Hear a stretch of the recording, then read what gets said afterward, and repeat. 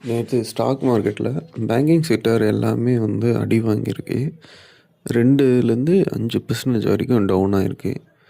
முக்கியமாக பார்த்தா axis bank வந்து ஒரு ரூ. 25 டவுன் ஆகிருக்கு. அதேமாரி ஸ்டேட் பேங்க்கு, HDFC, சவுத் இண்டியன் பேங்க்கு எல்லாமே வந்து டவுனில் தான் இருக்குது. இது வந்து வரும் நாட்களில் சரியாகும்னு நம்பிக்கையோடு இருங்க. லாங் டேர்ம் இன்வெஸ்ட்மெண்ட்டுக்கு சவுத் இண்டியன் பேங்க் ஒரு சிறந்த இன்வெஸ்ட்மெண்ட்டுங்க. அது வந்து ரூ. 40 தான் ட்ரேட் ஆகிட்டுருக்கு.